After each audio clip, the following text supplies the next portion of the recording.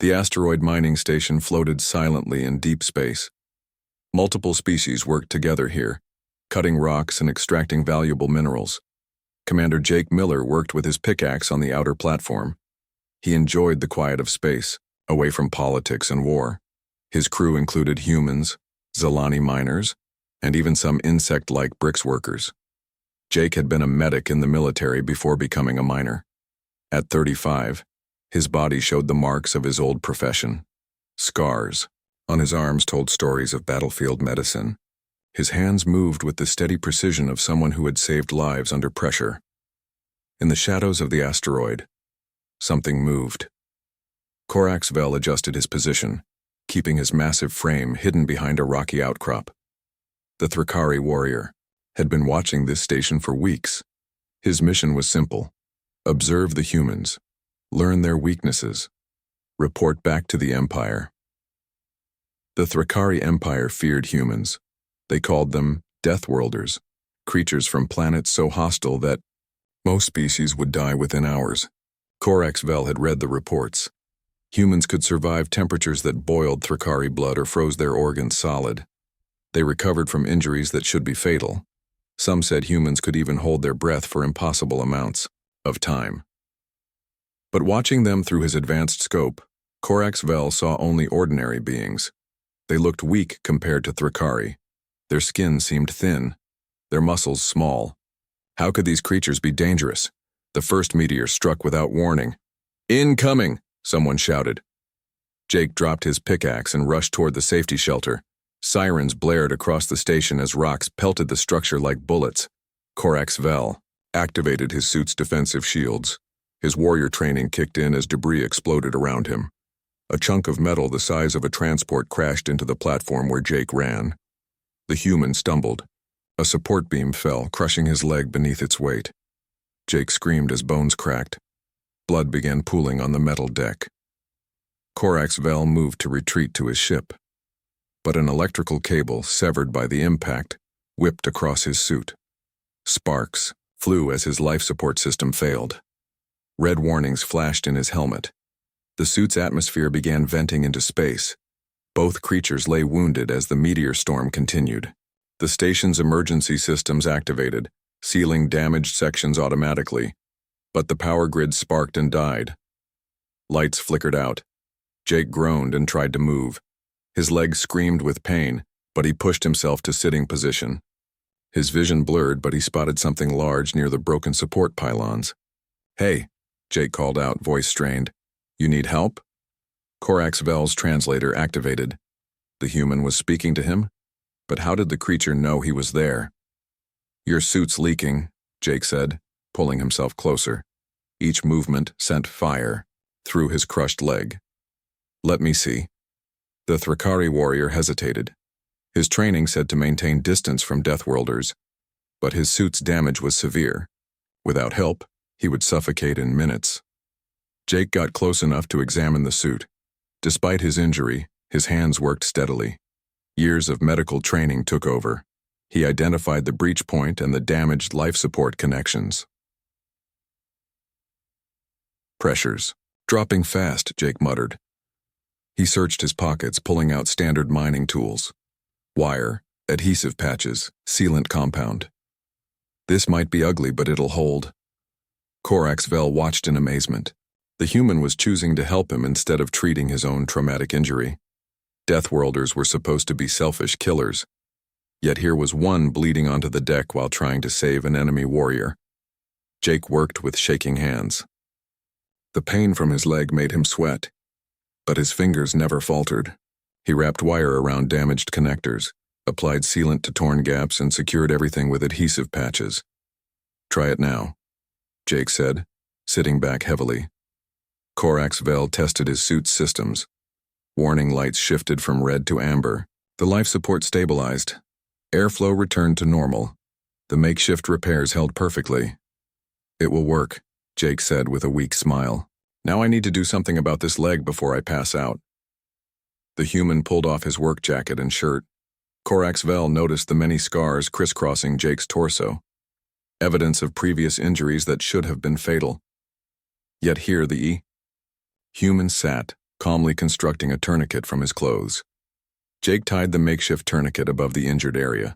His movements were practiced, efficient. He located a metal rod among the debris and began fashioning a splint using torn strips of fabric. Coraxvel found himself fascinated. Military doctrine had never mentioned humans helping enemies. The reports focused on their violence, their strange capacity for destruction. Nobody had written about this methodical calmness in crisis. Why help me? Coraxvel's translator transformed his question into human speech. I am enemy warrior. You should let me die. Jake looked up, surprised to hear the large figure speak. Because you're hurt, he replied simply. And leaving someone to die isn't right. Doesn't matter who they are. The station groaned around them. More systems failed as power distribution circuits overloaded. They could hear atmosphere escaping somewhere distant. We need to move, Jake said, testing his splinted leg. This section's going to lose pressure soon. He struggled to stand. The pain was overwhelming, but determination kept him upright. Coraxvel watched carefully. The human's vital signs, visible through his suit's enhanced sensors, showed extraordinary patterns. Heart rate elevated but controlled. Adrenaline management beyond anything in Thrakari medical databases. I can carry you, Coraxvel offered. His suit's strength enhancement systems were still functional. Jake shook his head. Need to save power for life support. I can walk. Kind of. The two unlikely companions began moving through the damaged station. Emergency lighting flickered on and off. They could hear other survivors calling for help in the distance, but their section remained isolated by sealed blast doors. Each step sent agony through Jake's leg, but he continued forward, guiding them toward a medical bay he remembered from orientation. Coraxvel followed, divided between admiration and confusion. His entire understanding of Deathworlders was being challenged. These creatures were not the mindless killing machines described in Thrakari briefings. This human showed compassion, intelligence, and resilience beyond anything he had ever witnessed.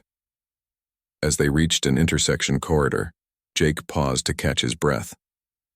Blood had soaked through his improvised bandages. Yet his hands remained steady. There's a mostly intact medical bay ahead, Jake said. We can get proper treatment there. Coraxvel nodded. You need urgent care. The injury looks severe. I've had worse, Jake replied casually. Lost a leg completely once. Doctors grew me a new one. This is just broken bones and torn muscle. I'll be fine. The warrior's mind reeled. Lost an entire leg and survived. Had a replacement grown? The Thrakari Empire's best medical technology could barely reattach a severed limb. These humans could regrow entire body parts? They continued down the corridor as the asteroid station drifted through space, two beings from different worlds learning to trust each other in the darkness. Behind them, debris continued falling as systems failed one by one. But ahead waited hope in the form of a medical bay. Neither knew that this chance encounter would reshape everything their species believed about each other. Together, they pressed forward into uncertainty, bound by survival and an unexpected thread of mutual respect growing between them. The medical bay door was locked. Jake tried his access card, but the power was too low. Emergency lights blinked weakly in the corridor. His leg throbbed with each heartbeat. Stand back, Coraxvel said. His suit-enhanced strength kicked in as he grabbed the door. Metal groaned and bent. The lock mechanism snapped. The door slid open with a screech. Jake limped inside, scanning the room. Most equipment was dark, but some emergency systems still had power. A basic med scanner flickered to life when he tapped it. Help me to that table, Jake asked. Coraxvel's massive hands were surprisingly gentle as he helped the human sit. The room was getting cold. Too cold. Jake checked the environmental display. Their air was slowly leaking out through microbreaks in the station's hull. Oxygen dropping, he announced. We've got maybe 4 hours. Jake began checking medical supplies. Basic bandages, bone stimulators, painkillers. Not enough for major surgery, but better than nothing. His hands moved quickly despite the pain. Coraxvel watched closely. The human's vital signs were fascinating. Pain levels should have made him unconscious, yet he worked with steady focus. Through his suit's sensors, Corax-Vel could monitor Jake's blood pressure, heart rate, and chemical responses. "Your species shouldn't function with these readings," Corax-Vel said. "Pain response shows maximum stress, but your motor control remains unimpaired." Jake looked up confused. "What do you mean?" "My suit measures your body chemistry. Most species would be paralyzed with agony. You continue working as if injury was minor." Jake shrugged. "Adrenaline's a hell of a drug. Plus, military training. You learn to work through pain." He activated a bone stimulator, adjusting settings. "Bet your people are tough too." "We are warriors, but even our best soldiers require pain suppressors for injuries like yours."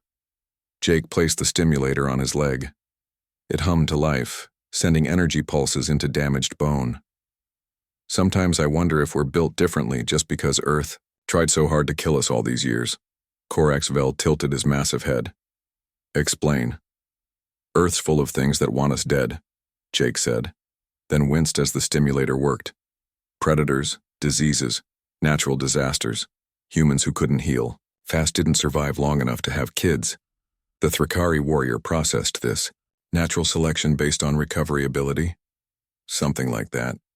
Though walking on broken legs probably wasn't part of the original design." Jake got the stimulator working and turned to check his bandages. Blood soaked through, but the bleeding had slowed. He started mixing a coagulant paste from the medical supplies. A loud crack echoed through the station. The artificial gravity fluctuated for a moment. Both beings steadied themselves.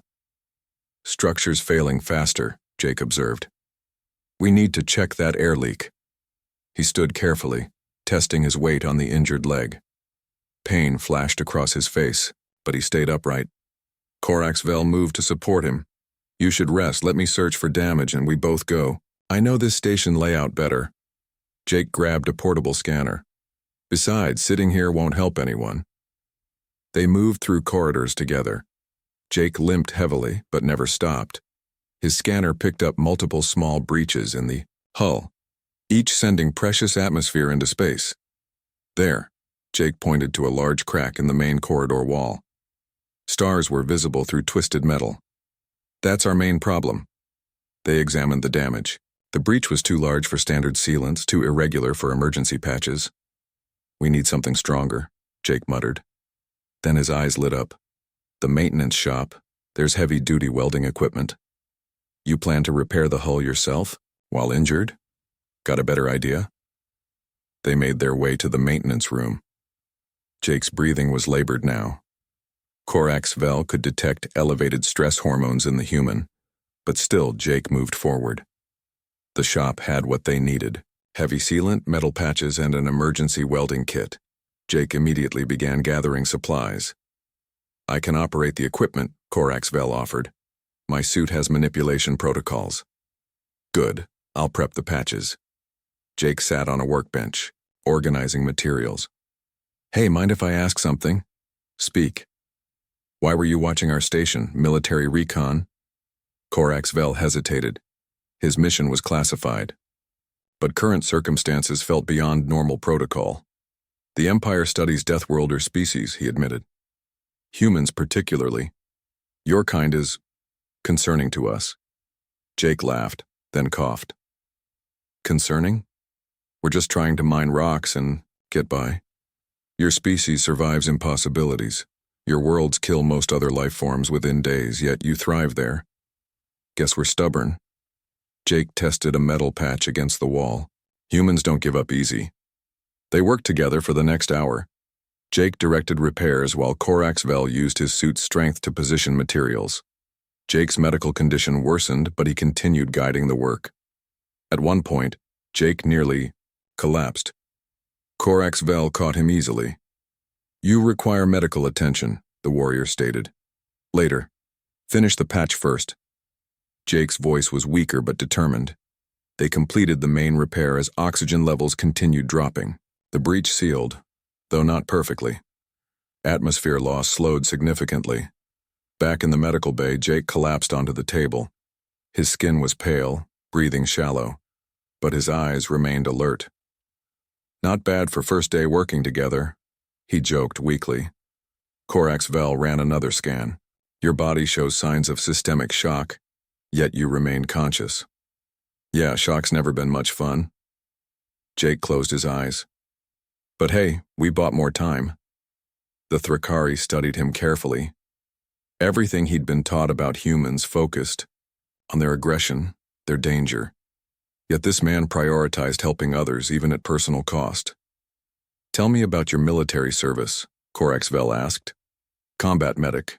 Got pretty good at patch jobs under fire. Jake opened one eye. What about you? What's Thrakari military like? We train from youth. Combat is honorable profession. Warriors earn respect through strength. Strength in battle. We value that too. But also strength in helping others. They talked as systems continued failing around them. Jake explained human medical training. Corax Vel shared basics of Thrakari warrior culture. Despite the dire situation, both found the exchange fascinating. Jake's vital signs gradually improved.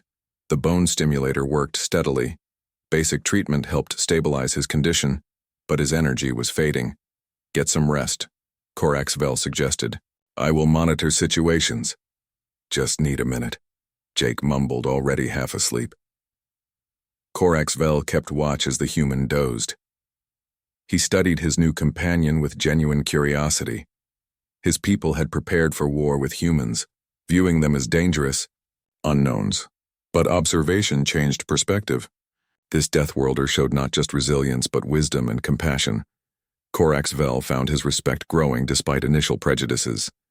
The station groaned and settled around them. Two warriors from different worlds, bound by circumstance and growing mutual understanding. Neither knew salvation waited ahead. Jake woke to his own screaming. The painkillers had worn off during his nap. His leg felt like it was on fire. He grabbed the edge of the table, knuckles white with strain. Easy, Corax Vel said, moving closer. You slept for 2 hours. Jake managed a nod. Feels like I got hit by a transport. He looked at his leg. Blood had stained through the white bandages. Your human medicine only delays problems, Corax Vel observed. Damage remains severe. Yeah, well, it's what we got. Jake sat up slowly. Help me get to the main scanner. The medical bay's central scanner occupied one corner. It was designed for multiple species with adjustable settings for different physiologies. Jake limped over, leaning heavily on Corax Vel. Run full diagnostic, he told the machine, lying on the scanner bed. Lights swept across his body as systems hummed to life. Results appeared on the screen. Corax Vel read them aloud. Multiple bone fractures, severe muscle damage, internal bleeding. These injuries should require surgery. Probably. Jake studied the scans himself. But check these readings again in an hour. What do you mean? Just watch. Jake adjusted settings on the bone stimulator. The medical bay had a small supply of automated repair nanites. He introduced a small dose into his bloodstream through an IV unit. Human emergency medicine, he explained. Not ideal, but it helps. Corax Vel watched carefully. His suit's sensors tracked every change in Jake's biology. What he witnessed defied everything he knew about standard physiology. Within 30 minutes, cellular activity increased dramatically around the injury site. White blood cells concentrated near damaged tissue. Bone regeneration began at accelerated rates. Blood clotting improved significantly. This is impossible, Corax Vel stated. Healing occurs too fast. Jake smiled weakly. Earth life is pretty hardy. We had to be. But your cells repair damage at speeds that should require advanced medical intervention. Humans heal different than most species. Our bodies work overtime when injured. Jake checked another reading. Plus, the nanites help speed things up. In Thrakari medicine, we require weeks for bone healing, months for complete recovery. Your bones show new growth in minutes. Not minutes. Hours, probably. And it hurts like hell. Jake closed his eyes. But yeah, we bounce back fast. Corax Vel activated his own scanning equipment. The results confirmed what the medical system showed. Tissue regeneration happening at impossible rates. Bone density increasing visibly. Muscle fibers reknitting. How do humans survive injuries that kill other species, the warrior asked. Evolution, I guess. Earth threw everything at us for millions of years. Diseases, predators, climate changes. The ones who healed quick had kids. The slow healers didn't. Jake demonstrated by moving his injured leg carefully. Pain was still intense, but mobility had improved remarkably. Watch this, he said, standing slowly. He put partial weight on the damaged leg. It held, though not comfortably. Corax Vels. Sensors recorded everything. Jake's body chemistry showed high pain levels, but physical function improved continuously. Adrenaline managed discomfort while healing processes accelerated. Your species adapted for survival on impossible levels, Corax Vel concluded. Or we're just too stubborn to die easy. Jake moved to the equipment cabinet. Got any food packs? Healing burns a lot of energy. They shared emergency rations. Jake ate quickly, body demanding fuel for recovery processes. Corax Vel tried human food out of curiosity. Tastes terrible, the warrior commented. Wait till you try military rations. These are gourmet compared to those. As they ate, Jake explained more about human biology. How stress hormones helped manage extreme pain. How human immune systems fought off infections that killed other species. How humans could survive blood loss that would be fatal to most beings. We call it the human edge, Jake said. Every species has advantages. Ours is refusing to stay down. Corax Vel ran another scan after they finished eating. The improvement was remarkable. Bone density up 40%. Internal bleeding completely stopped. Muscle tissue showing signs of repair. Your healing continues accelerating. This violates biological principles. Maybe your biology, Jake corrected. Different worlds, different rules. He stood again. This time with more confidence. The makeshift splint held well, but he could already move better than earlier. In 6 hours, I'll be walking unaided, Jake predicted. Full recovery in maybe 3 days. Impossible.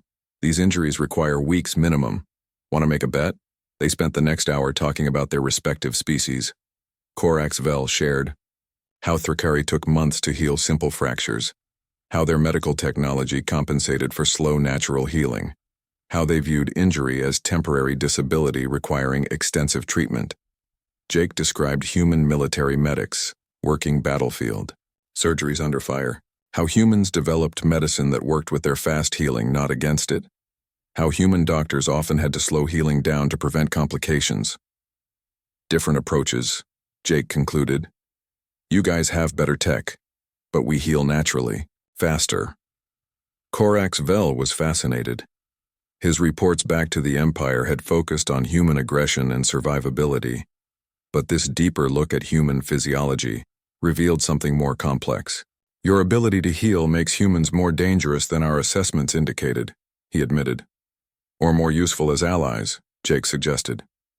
Fast healing means faster recovery time, soldiers who return to duty quicker, colonists who adapt to new worlds easier.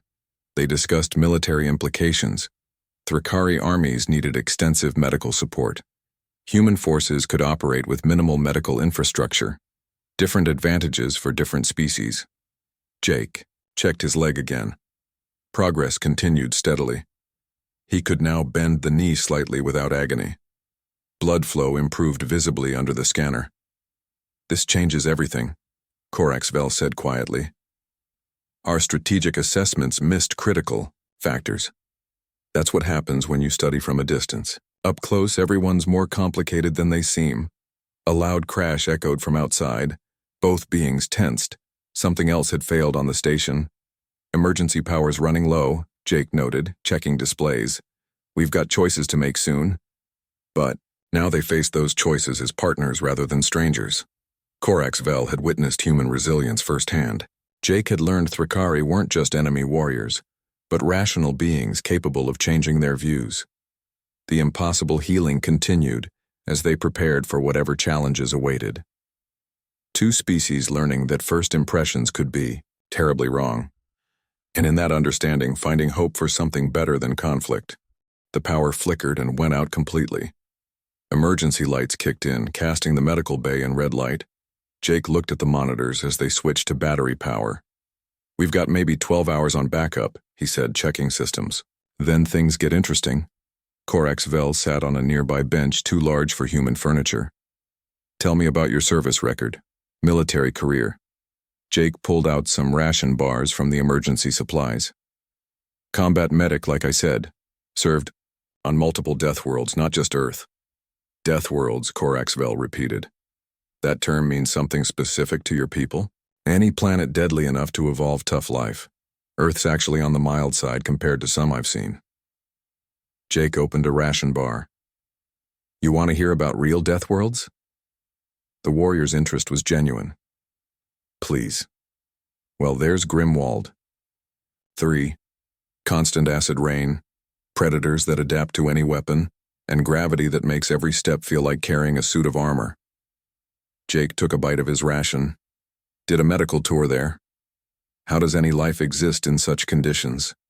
Same way it does on Earth, adapt or die. Jake shifted his leg, testing the healing. Had a buddy get bitten by something that looked like a 6-legged bear. Toxin should have killed him in minutes.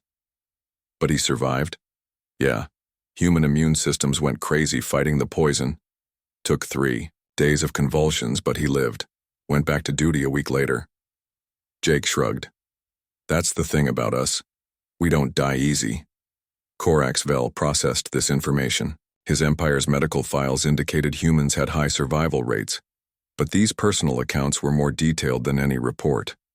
Our soldiers require specialized equipment just to land on most human-habitable worlds, the Thrakari admitted. Standard Thrakari physiology cannot endure what you call normal conditions. Different evolution, Jake said. Your people probably evolved on a safer world. Correct. Thrakari Prime has stable climate, limited predators, controlled environments. We developed intelligence and society without constant survival pressures. Makes sense. That's why you guys focused on technology instead of physical adaptation. They shared a moment of understanding. 2 species shaped by different evolutionary paths, each specialized for their environments. Can I ask why your empire is watching human expansion? Jake ventured. Corax Vel hesitated. Military protocols warned against sharing strategic information, but current circumstances felt beyond normal rules. The Empire fears human expansion, he admitted. Reports indicate humans colonize worlds that kill other species. Your growth rate exceeds predictions. We're not trying to threaten anyone. We just need room to grow. But your colonies appear on worlds we consider uninhabitable. It suggests capabilities beyond our understanding. Jake laughed. You should see human colony ships. Half the crew's time is spent just keeping everyone alive during transport. We're not superhuman. We just make do with less. Corax Vel accessed his suit's database. My files show human colonies on worlds with toxic atmospheres, extreme temperatures, high radiation levels. Yeah, and each one nearly kills us the first year. Colonial medicine is basically one crisis after another. Jake demonstrated by holding his breath. 30 seconds, 60, 90 seconds passed before he breathed again. How? Training. All colonists learn. You'd be surprised what humans can do when necessary. Jake flexed his hands. Also, why my people value medics so much. We're usually the difference between dead colonists and successful settlements. This explains military reports about human resilience in combat. Soldiers who can survive death worlds adapt quickly to combat stress. It's not that we're fearless. We're just used to danger being normal. Jake stood and walked a few steps. His injured leg supported his weight better now. Corax Vel monitored the improvement through his sensors. Your healing continues at impossible rates, the warrior observed. Part of the Deathworlder package. Quick healing means surviving until help arrives. Jake moved to the window, looking at stars beyond. Back home, dangerous animals could kill you in seconds. Slow healing meant death. Fast healers survived. To have kids. Natural selection based on medical requirements, exactly. Plus humans developed group tactics. We protect each other while injured members recover. Pack hunting stuff. Corax Vel compared this to Thrakari society. We respect strength but value individual achievement. Warriors who cannot perform are retired to teaching roles. Different approaches. Humans sacrifice individual advancement for group survival. Jake pointed to his leg injury. In the field, others would have covered for me while I healed. Team effort. They continued exchanging cultural information. Corax Vel learned how human military units bonded like family groups. How human medics treated everyone equally regardless of rank or status. How the role of caregiver was respected as much as warrior. Jake discovered Thrakari society emphasized personal honor and achievement. How their military followed strict hierarchies based on proven combat ability. How healing was viewed as necessary but not respectable work.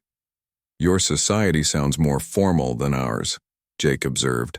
Structure provides stability, clear roles, prevent conflict. Maybe. But our chaos works too. Flexibility helps when nothing goes according to plan. The conversation deepened their understanding. Corax Vel began seeing human adaptability as strength rather than threat. Jake recognized Thrakari discipline as different, not inferior. My mission was to assess human military capabilities, Corax Vel admitted.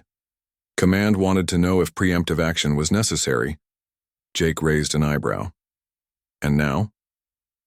Now I think understanding would be more valuable than combat. Probably smarter. Wars are expensive. Peace lets everyone focus on real threats. Jake gestured at their situation. Like surviving in space when equipment fails. A warning chimed. Batteries were depleting faster than expected. They had less time than calculated. We should reach the communications array, Corax Vel suggested. Call for rescue. Agreed, but it's across 2 damaged sections. Jake tested his leg again. Think we're ready for another hike? Your recovery suggests we should attempt it. Corax Vel stood. Though I must ask, why are you trusting me? I admitted. To spying on your people. Jake met his gaze. Because you're here helping instead of leaving me to die. Actions matter more than orders. A human perspective? A medic's perspective. We judge people by what they do under pressure. They prepared to leave the medical bay, 2 warriors from different worlds united by shared experience. The path ahead was dangerous, but understanding between them had created something stronger than suspicion or fear. Neither knew their journey would reshape the relationship between their entire species, but both sensed that something significant had changed. In the simple act of choosing cooperation over conflict, the communications array was 3 sections away. Jake and Corax Vel moved through failing corridors as systems died around them. Emergency power had dropped to critical levels. 30 minutes maximum, Jake read from a portable monitor. After that, life support goes completely dark. Corax Vel checked his suit's power levels. My systems can supply air for 1 person, maybe 2 hours. Won't matter if we can't get a distress signal out. They reached the main corridor junction. A massive support beam had fallen, blocking their path. The metal was twisted, leaving barely enough space to crawl under. I can lift this, Corax Vel offered, moving toward the beam. Wait. Jake examined the structure above. If you move that, the whole ceiling might come down. Then we find another route? No time. Look. Jake pointed to his scanner. There's a breach opening in section 4. We go around, we lose too much air. The beam groaned as something shifted in the station's structure. Metal screamed under stress. We need to move now, Jake decided. You first. I'll follow. Corax Vel squeezed under the beam. His large frame barely fit, but his suit's strength helped him maneuver through. He emerged on the other side. Jake started crawling. But as he reached the middle, the beam shuddered downward. His injured leg caught between metal and floor. Pain shot through his body. Corax, he called out, voice strained. Got a problem. The warrior turned and saw Jake's predicament. The beam was settling lower, threatening to crush Jake's already damaged leg. Can you free yourself? Working on it. Jake tried to pull free, but the weight was too much. The beam continued settling. Corax Vel made a quick decision. He positioned himself under the beam and pushed upward. His suit's strength enhancement activated, servos whining with effort. Move, he commanded. Jake scrambled forward as Korax Vel held the massive beam. The strain on the warrior's suit was immense. Warning lights flashed in his helmet. Jake cleared the beam and Korax Vel released it. The metal crashed down with a thunderous bang. Dust and debris filled the air. "Your turn to ask why," Jake said, checking his leg. "Why help me? I'm just a human spy bait." "Because leaving someone to die isn't right," Korax Vel repeated Jake's earlier words. "And I'm learning Deathworlders aren't what our reports claimed." They continued moving. Jake's leg throbbed but held. The bone stimulator and human healing kept him functional. Reaching the communications room, they found more damage. The main console was dark. Secondary systems flickered weakly. "There," Jake pointed to an auxiliary unit. "Might have just enough power." As Jake worked on restoring power, alarms blared throughout the station. The main gravity generator was failing. Artificial gravity began fluctuating. One moment they felt normal weight. The next they floated. Objects started drifting around the room. "Power's at 5% station-wide," Jake announced, steadying himself against a bulkhead. "This is our last chance." The auxiliary unit sparked to life. Jake quickly programmed a distress beacon, including their coordinates and the nature of their emergency. "Signals away," he confirmed. "Now we wait and hope someone's listening." A tremendous crash echoed through the station. The sound of metal tearing apart. Both beings looked at each other, understanding what it meant. "Structures failing completely," Korax Vel stated. Another alarm activated. The main computers automated. Voice announced critical hull breach in multiple sections. "We need shelter now." Jake looked around frantically. "There's an emergency pod down the corridor built for situations exactly like this." They moved quickly toward the pod bay. Jake's legs screamed with each step, but adrenaline kept him moving. The station groaned and shifted around them. They reached the pod bay to find only one vehicle remained. A two-person emergency capsule, designed for short-term survival. "Get in," Jake urged, checking the pod's systems. "I'll initialize launch sequence. Both of us fit?" Korax Vel questioned, noting his larger size. "We'll make it work. Better tight quarters than dead." As Jake powered up the pod, the station's main structure gave a final, catastrophic failure. The corridor behind them began collapsing. "Go. Go." Jake pushed Korax Vel toward the pod entrance. The warrior climbed in quickly. Jake followed, immediately strapping in and starting emergency launch protocols. Warning lights flashed as the pod's automatic systems engaged. Through the small viewport, they could see the mining station breaking apart in slow motion. Massive pieces of metal drifted away into space.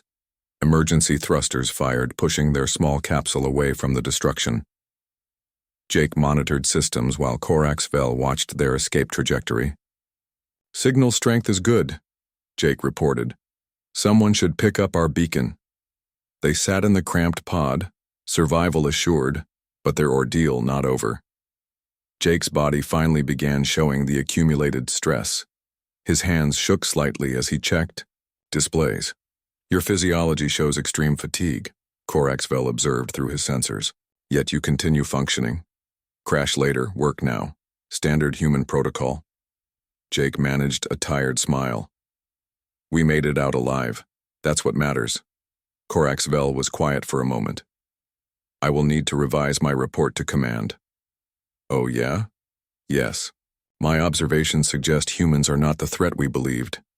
Your species values life, even enemy life, shows strategic thinking under pressure, demonstrates remarkable recovery abilities.